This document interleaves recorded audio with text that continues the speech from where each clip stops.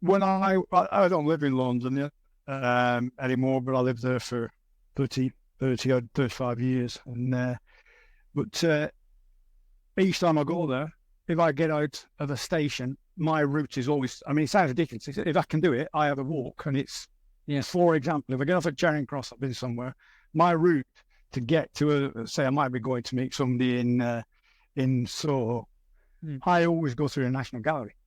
So I take in, that's my walk. I don't go around the building, I go straight through it. And I have a look at, I stop and I say, hey, going on? Hello, you know. I mean, it's part of your, I mean, art, visual art, all the arts are so much part of my being. I couldn't exist without them. But anyway, I know, I mean, were you an art student? Yeah, that was me. That's what I thought I was going to do, you know. Right. And what kind of stuff did you do? Have you got anything in your studio? Can you show us anything? No. But I mean, did you ever did you do the art for any of your covers and stuff? I still do. I mean, I work with a graphic designer, but I'm heavily involved in design from its initial concept, the idea. For example, right from Iron and Mavis, our first EP that we put out, I did the front cover, Stephen did the back, because Stephen was involved in graphics. And Mindset, which came out last year, I designed the cover of it, and obviously it was made a lot better, I've got to say, by working with Paul Agar, the graphic designer. And I mean, you know, obviously, you know, our career paths are quite similar in a lot of ways. And we came with the early Human League. We came from a kind of background of punk, really, you know, and fanzines and stuff. So everything we did was a very much DIY kind of thing. And absolutely. And I think that's the best thing we ever did, because it gave you the confidence that your one's vision of what you were was as much wrapped up with the visual representation as it was about the music. And Martyn. I think a lot of people miss that, you know, particularly, I mean, obviously we've got 60 students here, and, you know, they're aware of it now, but it's all kind of, you know what they say now? They get taught to be their own brand, and it's not real. That's a subtle difference. I never saw what we did as branding, and I'm sure you felt the same. It was an integrated artistic expression of your creativity. That's a different thing entirely, as far as I'm concerned. I mean, have you ever done any commercial kind of art or graphic design? I mean, have you ever done it for anybody else for money? Well, yeah, because I trained to be when I did foundation course at Preston, which is only a few miles from Darwin, where I was born, and that there, you know, foundation course, they're wonderful things. I think they still are. You know, it's a fantastic opportunity for people to kind of have a go at everything, discover things in different rooms. You know, there's a bit of printing, there's a bit of life drawing, there's a bit of love, but also you discover yourself. You start to kind of unravel, you know, like Dimey. I'll find a few answers here, and I want to ask you more questions. So my thing was, I ended up working. I wanted to do illustration and graphics, and I think that's kind of possibly because of my upbringing. I didn't really know a lot about fine art, really, at that point. You know, my mum worked at Crown, and prior to that, she was a seamstress. And my dad, Well, you know, so I think we're, you know, similar working class backgrounds, and you know, my dad worked in one of the last textile mills in Darwin.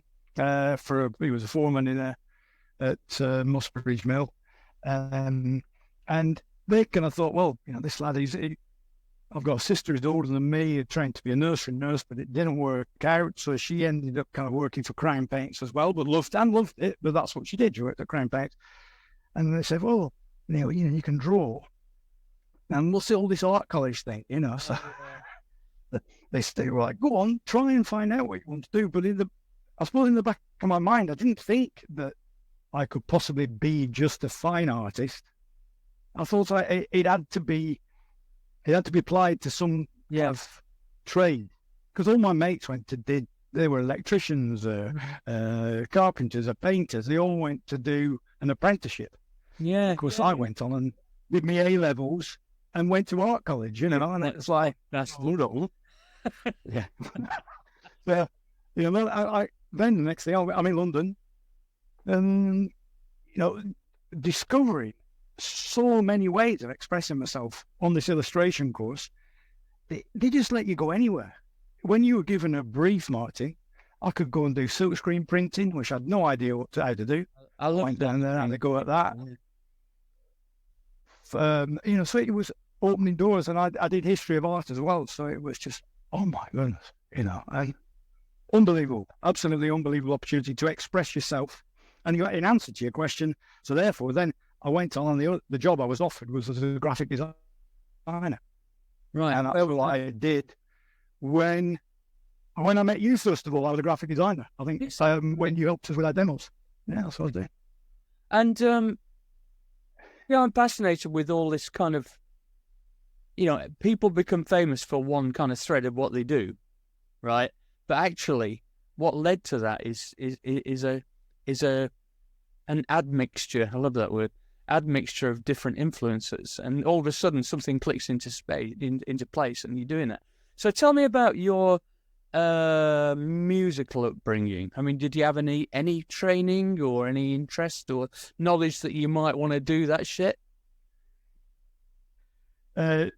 Well, no, no. There was my dad played the accordion, and so we love listening to him. Although my mum used to say gentleman was somebody who had an accordion and didn't play it, but it was he did play it, and he had to go in the front room to play it.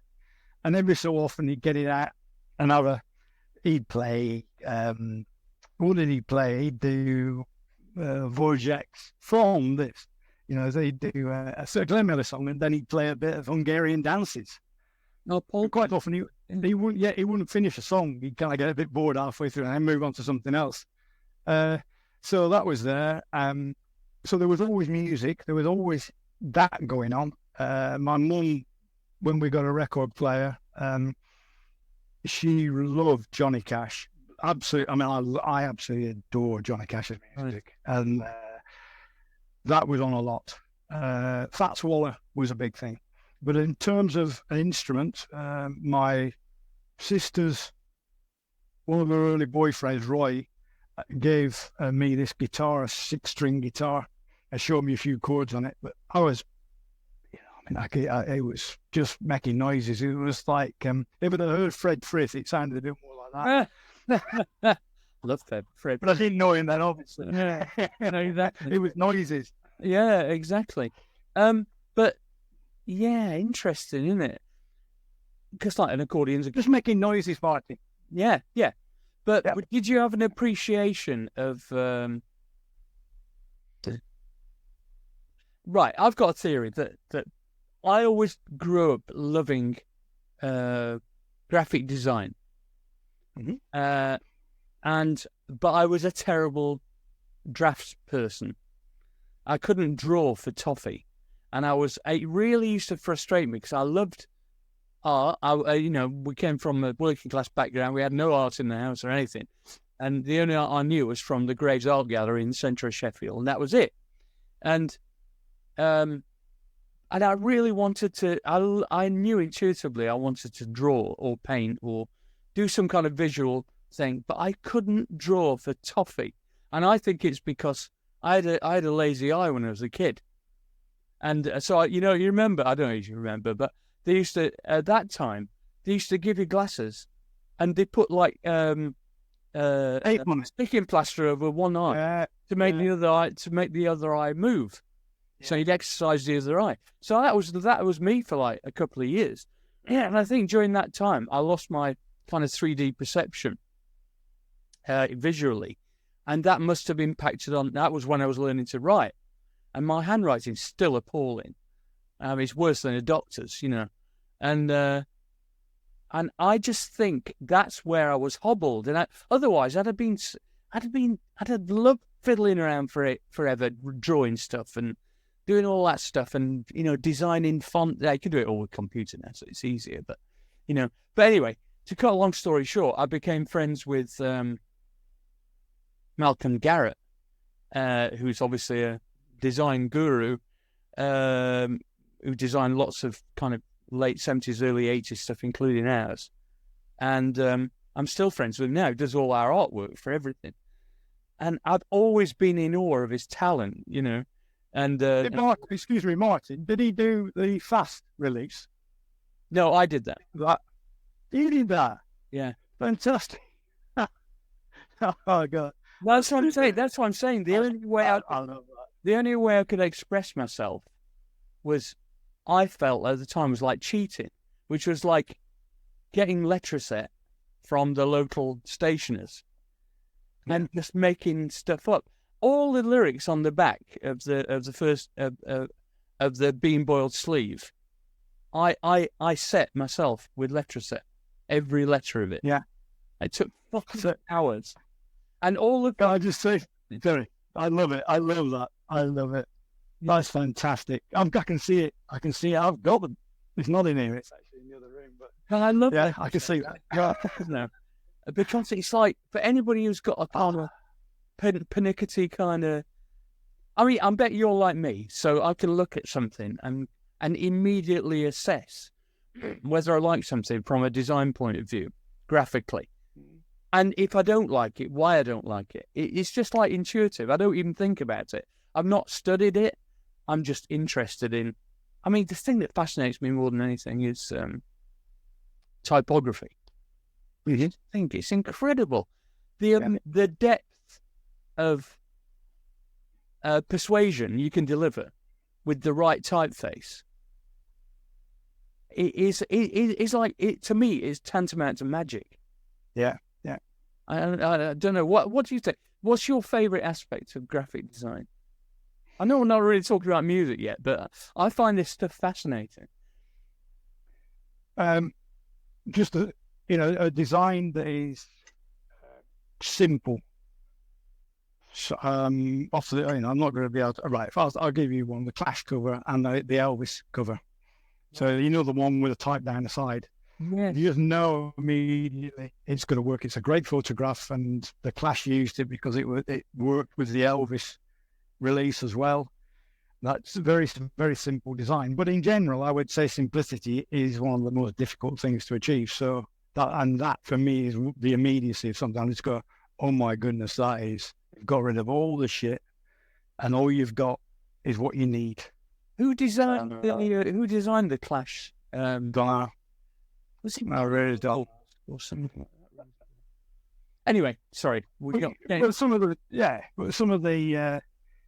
things that Savile. Yeah. When we were a lot younger, and you first saw, for example, the Unknown Pleasures. Beautiful. It's beautiful. Absolutely incredible design, and some of the Kraftwerk stuff. When you first saw. That's right. Man Machine. Oh, it's just, oh my goodness. Yes, that's a beautiful thing. Well, when I was growing up, have you got siblings, by the way? I got a sister. Oh, is she? She's older and was a massive influence. Right. I've got two sisters who were big influences on me. Yeah. So they bought loads of stuff in the 60s, and massive Beatles fans and Town and all that stuff. Anyway, but the thing that impressed me most from that period was the Beatles' White Album. Yeah. And that's kind of a prefiguring of the kind of elegant, almost like Bauhaus-esque simplicity of a lot of that kind of minimalist factory records design and stuff like that. What's he called? Yeah. Ben somebody. I'm nothing. The guy who did the Hacienda design. Yeah, and all those graphics, those stripy graphics. Anyway, that's enough of that. About that. Let's talk about music. So we met, I think it was 79? think it was 79. Yeah, would have been 79 or possibly 80. Not sure about then yet. Yeah, and who was representing you at that time? I can't remember. Were you signed at that time? No, we had a publishing deal. So what had happened? Gonna get this the right order. So I was at college. As I said, I was doing illustration and history of art and what have you. And I'm going to come back to something in a minute, but I flitter around. But anyway, and a friend of ours got a tax rebate, and which is a rare thing, isn't it? So he had a tax rebate, and he also called David Hill. He's now a dentist. And at the time, he was struggling for work, but some of the work he did ended up giving him. The tax people gave me some money back, and he said, "I love your experimental music that you and Stephen are doing. I want to help you make a record." So we made an EP with his money, and we had 1,000 pressings of Iron and Mavis. And look, I haven't got that thing. It's just Minimal Wave brought us another version of it out, which is lovely. Veronica, Minimal Wave, wanted to put it out anyway. So. That came out, and we took 25 copies down to Rough Trade, and all the copies ended up in Steve-O's hands. So out of that came the invitation to go on the Some Bizarre thing, which is how we ended up meeting Vince and the rest of the lads from Depeche Mode. And at the same time, the publishers going, "Oh, it's not published." We got talking to some different publishers, Din Disc, and then Cherry Red came along. And Cherry Red, we signed with them. Theo Chalmers signed us. And he said, "You need to get some demos done." And that's how we met. Right. God, that's quite a convoluted route, isn't it? Anyway, it was you came down to our ludicrously named Monumental Studios in Sheffield. Yep. You remember that place is a right shithole. Yeah. And the walls were kind of a weird orange, and but it was a lovely, it was ours. That's the important thing. Yeah. And so we did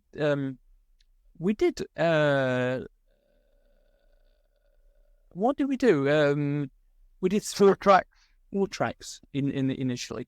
I mean, of which 3 of them went on to be big hits. Correct? We didn't. Not my version, but the version that you did with who produced them in the end? It was Mike Howlett. Mike Howlett. Yeah. And then we also did an earlier version of Blind Vision with you. Actually. That's right. Yeah. So that was a second album. Great. I love that. And do they still exist, those demos? I think they do. I don't know whether I thought we did 4 tracks. And I think we did. I can't explain. I remember. I know we did Blind Vision. We did Blind Vision. I think we did. I've Seen the Word. I don't remember. And I have a feeling. I think we did another version of Sad Day, but I'm not sure about that. And do you? I think we were 4. I think. Have you any idea if they still exist on cassette or something? Yeah, they will exist because. I've Seen the Word version, and I think the Blind Vision version came out on the blank tape edition that was released by London Records several years ago. Really? Because I'd love to hear them now, because I can't remember them. But it was a joy working with you and Stephen. I have to say, you were obviously, well, we're just like kindred spirits, really, in a lot of respects. Kind of working class kids growing up, trying stuff out, excited about the world ahead of us. And but so let's just rewind just a little bit before we met. So what was how did you fall in love with synthesizers? I think it wasn't really synthesizers initially. I mean, I played rudimentary guitar, 2 strings if I could get away with it. And Stephen had a cheap organ thing, but we put delays on things and made tape loops and recorded on borrowed 2 cassette machines or that kind of thing, sometimes a 4-track. And in a way, what we tried to do, I'd made an amplifier whilst I was at school. I'd also made a guitar, but that is another story. The amp still worked, and it was always distorted and created quite a nice sound. Only distortion, but it was an interesting sound. And we tried to make, it wasn't trying to make the sounds, we just wanted to try and make noises and sounds. And I think our influences were, the obvious thing like Eno and Perubu. Some of the like Noi cluster, and of course Kraftwerk. But initially we didn't have synthesizers. We just had things that we tried to make sound like synthesizers. Or borrowed. We borrow rhythm units from time to time of Mark Cox. It was in Rima and Mass. And then eventually a few people did have synthesizers. So we borrowed them. And what we did, we recorded the sounds off them onto cassette and made them into loops. So just used them in the background of things. I've got a story for you. You're going to love this story. So I recently became friends with David Vorhaus from White Noise. Do you know White Noise, that album? He's knocking on now. He's like, mid-70s probably. And a really nice guy, sweetheart, and he was telling us about that first album, which still I think is one of my favourite electronic albums, called Electric Storm, and came out in the early 70s. And there's one track on it called My Game of Loving, which is like the opening track, I think.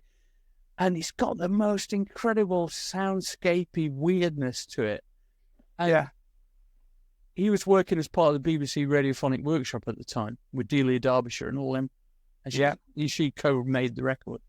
And he said, I told him, when I met him, I said, I loved that track. He said, it was quite difficult making that track. There's no synthesizers on it or any electronic instruments at all. Brilliant. It was all tape manipulation. Yeah. So they basically just, every note of everything, they'd record separately and then put it into a loop or whatever, and then bounce it across with extra effects onto another machine. And more to the point, physical editing was was the main thing they did. So that particular track, which is I think it's 3.5 minutes long, has got 900 edits in it. Bloody hell. Yeah. Blimey. So if you go and listen, and this is for the podcast listeners as well, if you go and listen to My Game of Loving by White Noise on Spotify, have a listen to that and remember what I just said. It's incredible. Yeah. So that's the point where when we started with the Human League, we were doing a lot of sort of stuff you were doing, which is basically a lot of found sound stuff. Yeah. And kind of improvising around the techniques that you used. But we were lucky enough that we were at the start of that kind of diffusion range of synths that were coming out of Japan at that time that we could actually afford on HP. So that took a lot of it up. So we did less of the tape manipulation, but we were always fascinated with doing the wrong things, like putting synths through pedals and which you weren't meant to do. Absolutely. Amps and throw away. Throw away the manual. Yeah, throw away the manual. Well, I know I've ever read a manual. I don't know. No. Except as a patch sheet things. Oh God, you remember at the end of when you? I can remember that when you finish your day in the studio. When we eventually did get in a big studio, for example, the first time Mike Howlett. But at the end of the day, we'd have to put those templates over the synth. Yes. That we'd borrow. In fact, it was Mike. It wasn't ours. And mark it off. Yeah. So you could use it again the next day, and it would never be the same anyway. No. There was some in the back of the manual for the Roland System 100. which I still got here. I use it.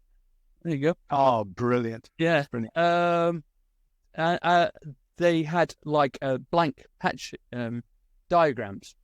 And I found a couple of years ago, I found the one for being boiled. So which Ian did, and Ian Marsh. And so I thought, I've got to show people, I've got to see if this still works. So I did it. And, some of the settings were so fine that you'd have needed a vernier scale, a knob, to do it properly. So obviously it's not quite the same. And the patch connection, some of them he'd forgotten to draw in. So I had to figure out what the fuck he'd done. And I actually did a live recreation of Being Boiled. Oh, brilliant. With the System 100 and the Korg 700S, which is there. Hold on. Where is it? There. Yeah. Right. In the foyer at the Purcell rooms in the South Bank, and we had like a couple hundred people turn up, and I kind of, I used to be really shy, and then of course over the years we become quite fond of the attention, I suppose. So I thought, I don't even want to rehearse this. I'm just going to do it as though it's a live discovery. So I did it, and it worked. It was fucking amazing. Brilliant. I wish I'd have been there for that. It's actually on YouTube somewhere. Anyway, yeah. I'm going to have a look at that. I'm going to have a look at that, Martin. Well, it's not very complex. I mean, it's just like recreating the rhythm track using the hardware sequencer and a few, and there's not much to it, really. The original. You asked about synthesizing. You just reminded me of something. You showed me something. You just explained there what you did, and I said, well, we worked things out on guitar, and we made our keyboards and made tape loops, and we borrowed delay, like a WEM copycat. Yeah. Delay, all that stuff, and we borrow a rhythm unit, and a 4-track machine that you could use on 2 different speeds. Yeah. So when I was doing the bass parts, we'd record it on the slow speed. Yeah, that's what we did. And then couldn't play it. I didn't know what. So it sounded like you could play. The second version of Being Boiled, which we had that invented idea of the boys of Buddha. Yeah. The idea of an imaginary kind of like cartoon like brass section. That was all done at half speed because there's no way. It sounds really impressive. It sounds like fucking Herbie Hancock now. But and actually what we really liked was when you recorded it at half speed, it would give it a really sharp attack when you sped it up. Because it was notes, of course. So you take that into account. And what we realized was that the accident that because we were shit keyboard players, we couldn't do what we had in our heads. That accident meant that we actually created a sound that was much more punchy and exciting because the bias was set differently on the tape machine as well. What? So you get like, on real brass, if you're doing a kind of staccato type note, you've got a lot more high energy right on the front, and that's exactly what happened when he sped it up.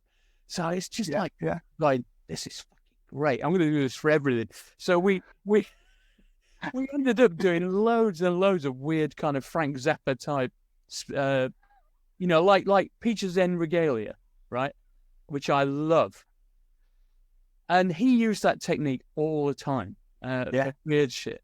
And it has an avant-garde edge to it, which I really like. And and you did the same thing. That's amazing. Well, we did a lot of that, and it was great. Spent a lot of time listening to Frank Zappa, and big influence. Weird. I mean, it doesn't always come out in your music, but no. I would say big influence was, Captain Beefheart for us, and things like that. Yeah, Trout Master Replica. Oh, it's I mean, all that stuff. I actually got to meet him. A friend of ours, Keith Burton, who was our manager for a while, he used to manage Don Van Vliet, who was Captain Beefheart. He was a funny bugger. Oh my God. I mean, exactly. I suppose. But right. Living on the Ceiling. Mm-hmm. I do a reasonable. Oh, well, I'm before COVID, obviously, but I do a reasonable amount of DJing and have done for the last 10 years or so. I thought you were going to say something else for a minute. Anyway, moving on. And it's quite an interesting thing that I do, which is like my influences, really. I suppose. Yeah.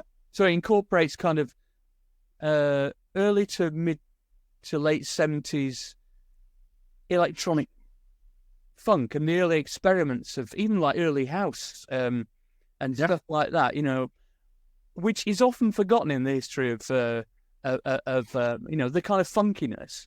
It's interesting. I did an interview with Thomas Dolby yesterday, and who's a lovely guy, right? And I never wanted to sound like what he did, funnily enough, because it was a bit too musicianly for me.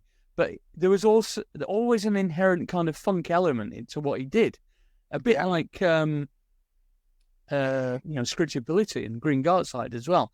Oh yeah, it's an understanding of the funk, you know, at a deep level.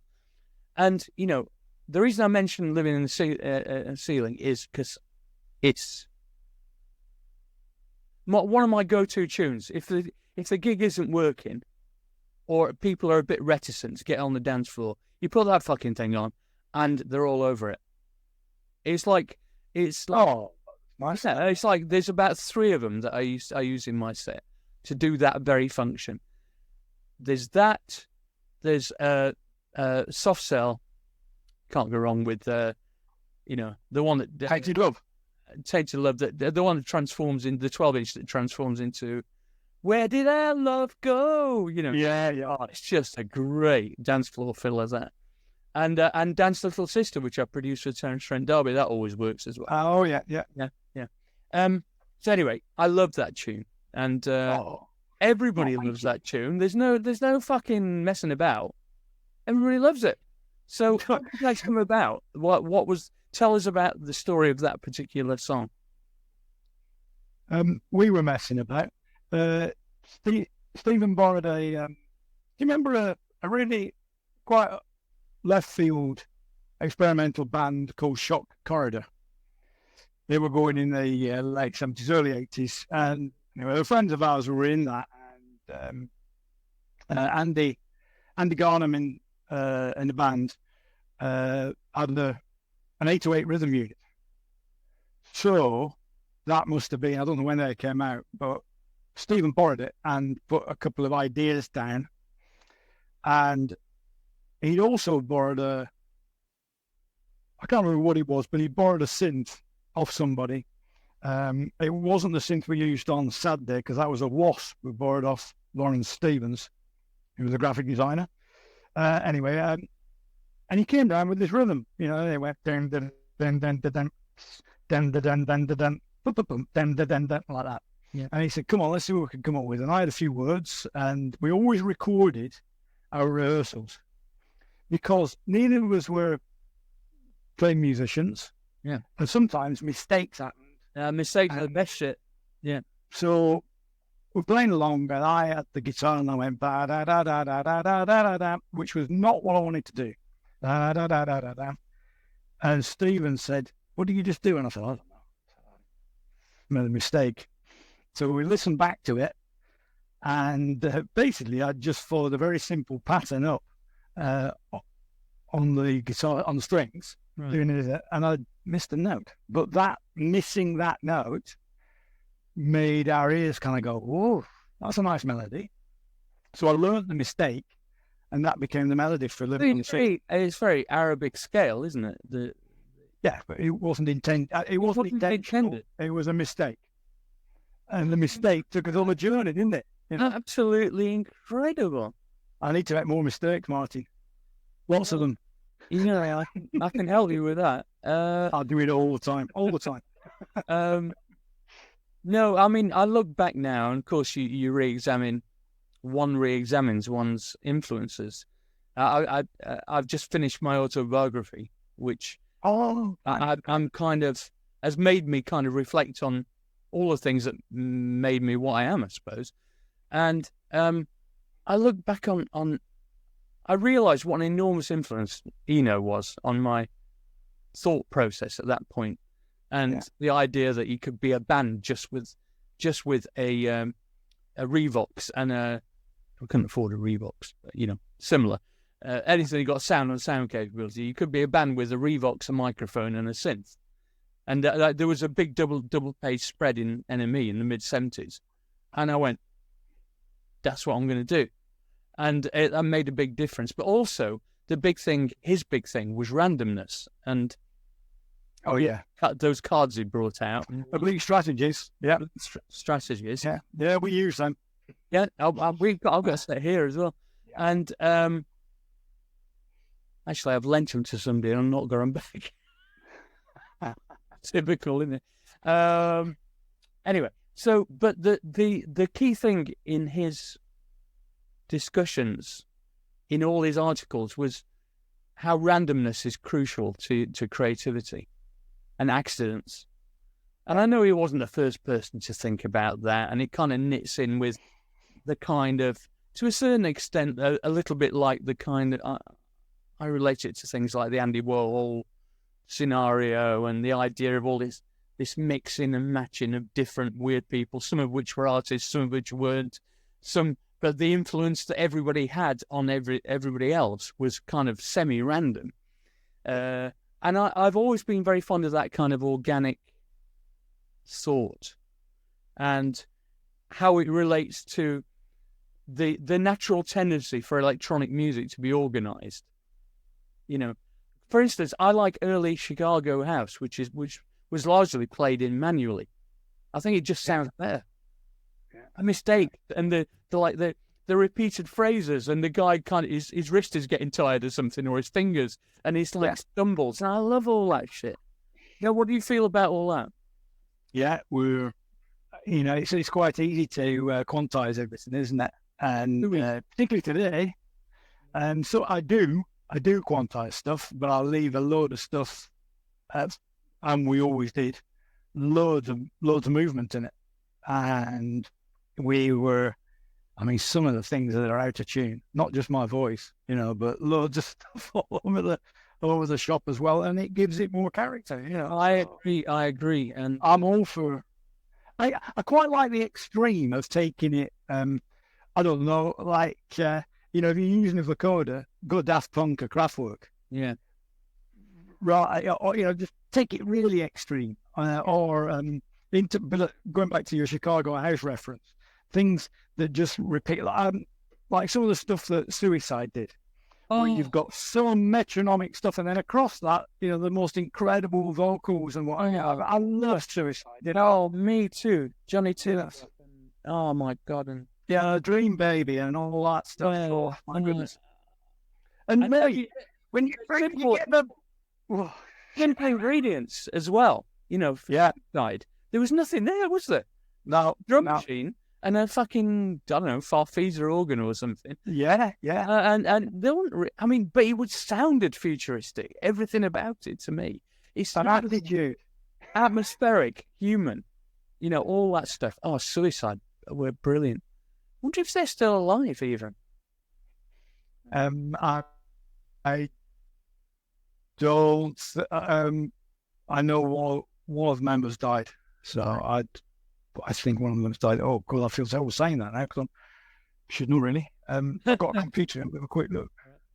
Last week, I'm listening. I am listening. Yeah, sorry, I'm stockpiling interviews at the moment because I'm on a roll. And I know at some point something's gonna distract me, so I'm stockpiling interviews. I did Jerry Casale from Devo last week, which was absolutely fucking awesome. And I'm telling the podcast listeners, you're gonna love it. They're a massive influence on me, Devo. I loved their live shows. Did you ever see them play live? Oh yeah. I didn't. No, I never saw them play live. Their multimedia show was at least 30 years ahead of its time. It was incredible. In fact, there's loads of stuff I've discovered since doing research on that on YouTube, entire shows. You should see some of them. Fucking yeah, check them out. Anyway, But Yeah. Devo were the perfect. I've come to the conclusion that Devo were like the perfect hybrid of kind of quirky alternative rock and synth pop.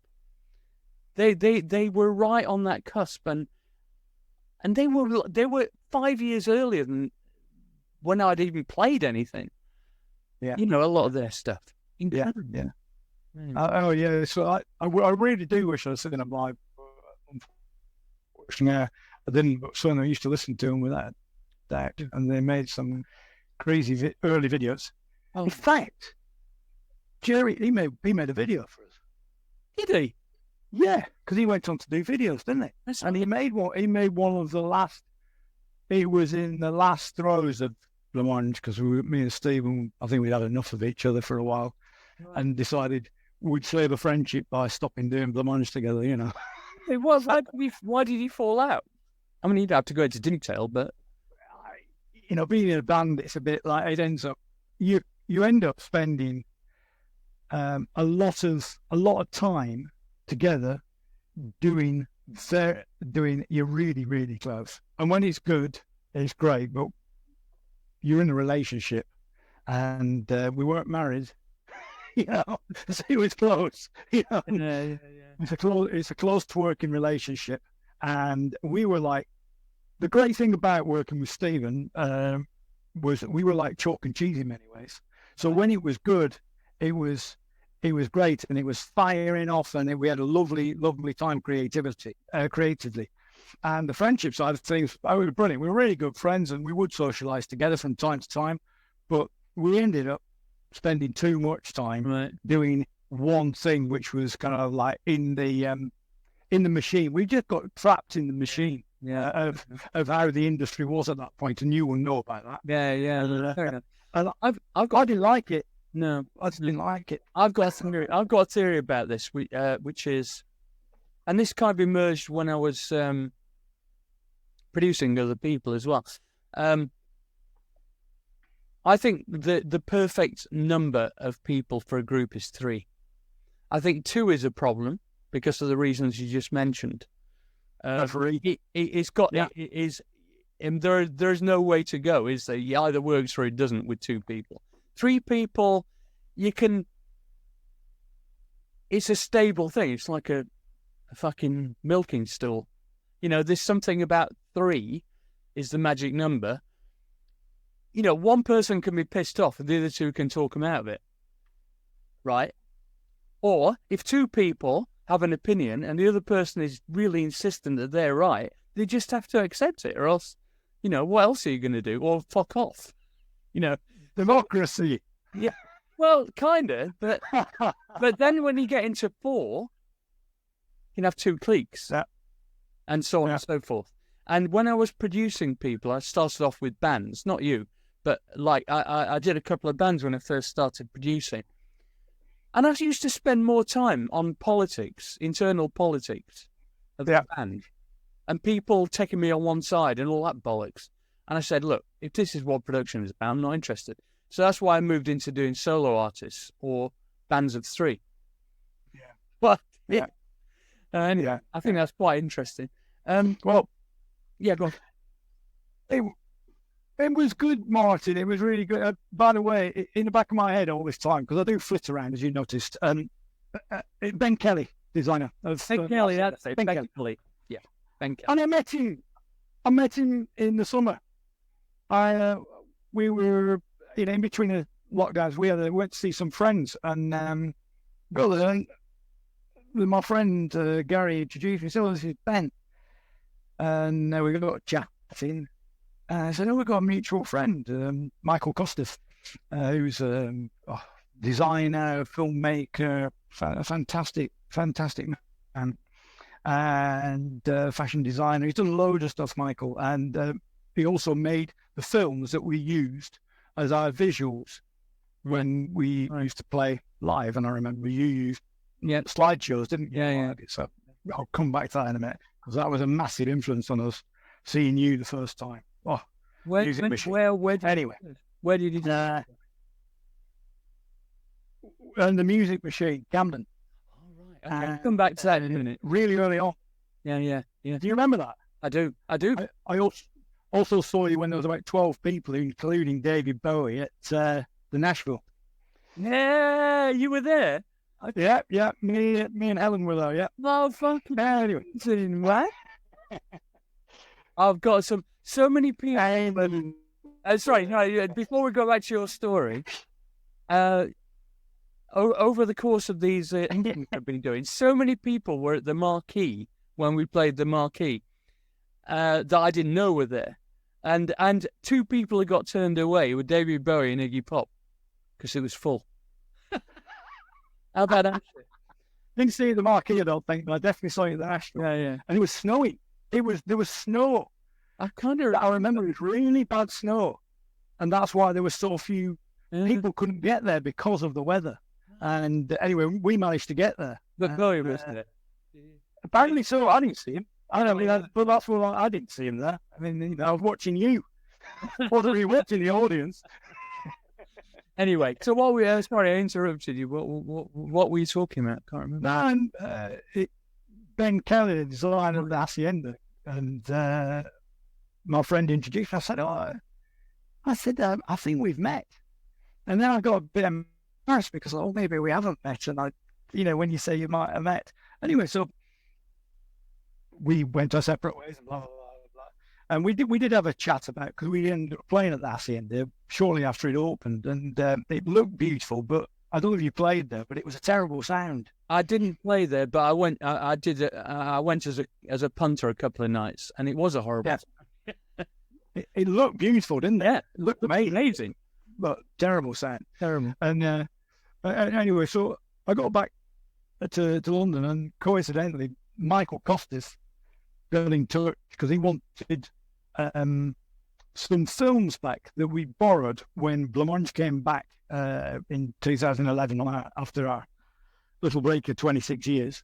I wanted to use the original films on tour again, so I got them digitized. So I looked after them, and Michael said, well, so eventually just send them back. Anyway, he needed them back for an exhibition. And I said, you remember, he said, I met Ben Kelly. I said, yeah. I said, I was introduced to him in the summer. He said, do you remember us meeting in New York at the Chelsea Hotel? And I went, so I'm not going mad. We did meet. And he sent me a picture of us together at the Limelight Club. Oh, amazing. On the Limelight Club. Yeah, I was about 15. Oh, my God, it's bloody ridiculous. Anyway, there you go. That was a good time, actually, in New York. I really enjoyed that period. We recorded our second album in New York, and that was quite an experience. We lived at the Chelsea Hotel. Oh, my God. Fucking hell, talking about going in the deep end. That was a really quite heavy place at that point. I mean, yeah. God, I didn't realize. Yeah. That's quite a story. What do you have any stories from that that you could share? Oh my goodness, yeah. We're at Arthur Miller's apartment, apparently. And yeah, we had a a few Marilyn Monroe might have been in there. Possibly, yeah. What a thought! I'm going to start laughing on them. She wasn't there. I'm back now. It's all right. Got her there. Yeah, I'll tell you what. We went to Danceteria. That was the place we used to go to a lot. Yeah, Danceteria. Yeah, unbelievable nights out there. And then we go in the studio. I was in the Sigma Sound recording there. And isn't that where Young Americans was recorded? Some of it. No. I don't know. Great studio, really good studio off Broadway. And anyway, we're in there one day, and I'd got one of these Walkman things. You know what we were talking about? Found sounds. Yeah. So I was always going around recording bits and pieces, but then the Walkman came out with a stereo. Yeah. Walk thing. Yeah, so I got one of them, and I'm walking around with this recording, and I'm recording the lift. And the lift. I thought, okay, we'll get that on a song. And the lift door is open, and this girl comes out, And she said, hello. I said, how are you going on? Oh, he's recording. How are you going on? And she's got a baseball hat on and a pizza bag over her shoulder. And she said, you know where Jelly Bean is? And I said, yeah, he's in that studio there. And I thought, bloody hell, they're eating early. I said, it's barely got going. Went back in the studio. I said to J. Mark, who was the engineer, we're in there with John the Wonga. So I said to J. Mark, I said, can we have pizzas? And he said, what? I said, because pizza's just been delivered. Said, that wasn't pizza delivery. He said, that was Madonna. He said, that was Madonna coming in. I said, well, she's got pizza. He said, that's a bag for a 12-inch record. That's a great story. That's not wrong, but I said, I didn't be. Anyway, I've got a story about Madonna in Danceteria, actually. They were having a party for the New Music Seminar. Remember that? They had a meeting. It's like a symposium every year. And I was doing a panel, and they had a party on the rooftop, because they had a rooftop bar, didn't they? Danceteria, if I remember rightly. Am I thinking somewhere else? Anyway. They could have. They might not just probably didn't let me up there for safety reasons. I think they did. So, and they had, I might have told this story before, so I'll keep it short. There was this young kind of pudgy girl who was doing some dance moves on to a boombox, and a couple of young, kind of teenage black dancers in shell suits and everything. And I thought, I might catch that. Nobody was paying a blind bit of attention to her. No, Madonna. And I was thinking about going up to her when I was there, going, he's a producer. I think he's quite catchy, this. And he was Holiday, right? Oh, yeah. And he must have just been before she released anything. That'd be an act. And she was a terrible dancer. She got like a pudgy little, belly sticking out from her kind of velvet tracksuit thing. And she's kind of pretty, but God, she needs to sort herself out. And what do I know, So I didn't go up and talk to her because I was quite shy at that point. Anyway, okay, we're coming to the end of this. It's been a fantastic chat. I really enjoyed it, actually. I do this kind of smash it type thing, where I ask you favourite things. And I don't tell people in advance I'm going to do it because I like to get a spontaneous answer. So, what's your favourite book? It doesn't have to be a definitive of any of these things. Just one of your favourites that first springs to mind. Rings of Saturn. What's that? Who's that by? Seabold. Okay.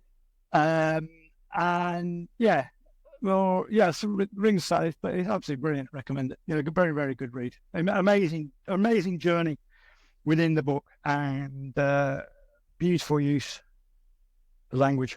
Yeah, fantastic. And your favourite film? Some Like It Hot. Oh, it's a great film, isn't it? How many times can you watch that and still be entertained? Do you know what I always think when I see that film, even though it's in black and white? I think it feels really contemporary. There's something about it. Like the kind of wisecracking, smart-ass stuff that is just all over loads of American comedy series now. That was almost like a template for it right back then. Anyway, I really like Billy Wilder, wonderful. Yeah, brilliant. Billy Wilder, beautiful. And I think a close second would be the Odd Couple. Yeah. Oh my God. With just the most amazing screenplay by Neil Simon. It's absolutely amazing. I'd go with both of those. I love the TV series as well. I thought Jack Klugman was just tremendous. So visual or graphic or installation artist? Favorite? We know a painter or a sculptor. Velasquez.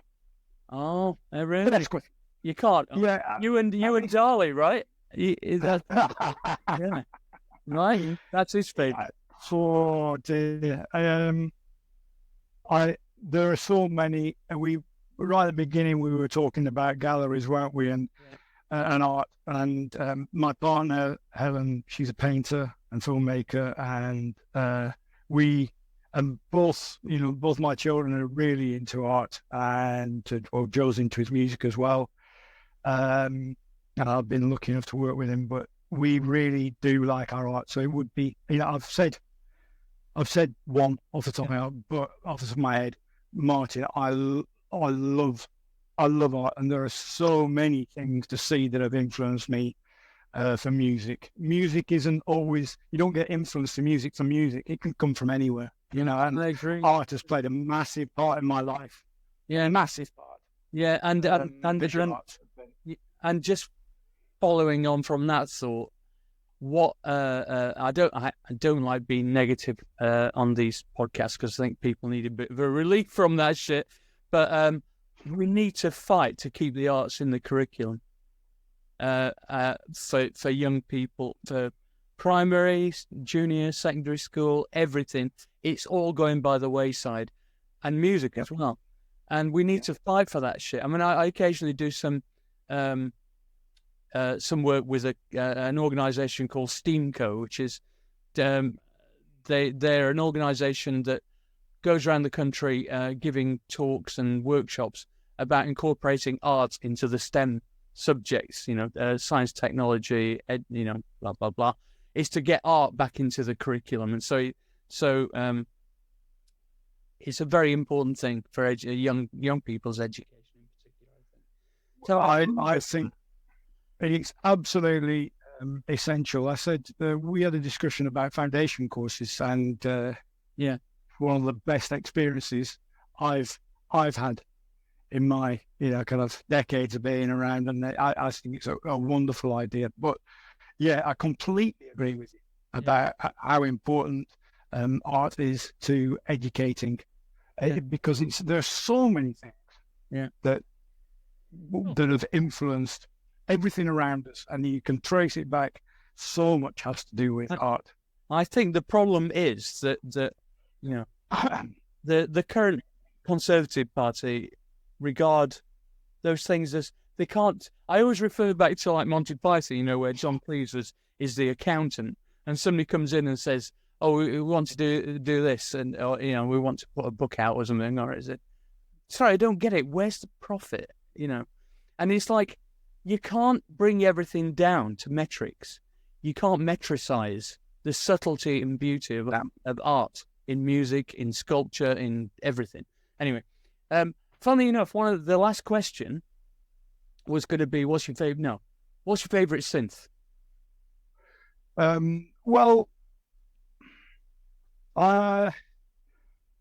goodness sake, can I say it's not a synthesizer? Yeah. It's a synth in some way. The 808 drum machine. Oh, okay. Was that. I mean, obviously, it's related. Yeah. But since, oh my goodness, I work with Ben Jedwoods, and some of the synths we get to that he's got that end up on more recent Blancmange albums, like the Buckler and stuff like that, and it's got a joystick for a control. That hasn't what's the Putney, oh my goodness, the one with the joystick control. It's not the VCS3, no. VCS3. The VCS3. Ben has a ridiculous film of me hunched over like I'm Igor. Yeah, the VCS3 is great. I saw Rock's music like 3 times. No, more, 4 times when Eno was in them, and before they brought out the first album, and obviously he was dressed amazingly, and he was completely upstaging Brian Ferry, which is why they split. But I did, the first time I saw them, he was wearing a Lurex glove, and he spent the whole time just playing with the fucking joystick, right? And that's all he had to do. And and Brian Ferry's going, and he's dancing, and it's just there going, fantastic. I love all that. You see Vic Reeves. I love that. Very fascination. It's the best thing ever, isn't it? When he got to the end, he goes, "What's your name? Virginia Plain." What? That's it. When we used to watch some of the books, the whole family was there. My mum would go, "Oh, it makes me feel all funny." And I go, "That's the band for me, Mum." They're what I want. You don't like them. I love them. I think of all the bands, the rock music wanted me to be in a band. What I wanted to, it's the first band that made me feel like I wanted to be in a band. Was Roxy Music. Yeah. I think. Anyway, Absolutely. Yes. That's classic. That's a good one. Good way to finish. On that hilarious note, thank you so much. It's been amazing. And Neil, you're a diamond. I didn't even get round to talking about when we went on tour together for 2 tours and all that stuff. And but if we ever do like the BF show again, you've got to come and do that as well. You know, thank you. I'd be honoured. That's very nice of you. You get to sing your biggest hit, and then with a BF arrangement, and then we agree on a cover version. What would your cover version be? Ooh, there's a challenge. Oh, I'd do the day before you came. After the day before you came, wouldn't I? Oh, yeah, of course. Oh, keep it on brand. No, I just laughing at you said your biggest hit. I do a medley of my hits.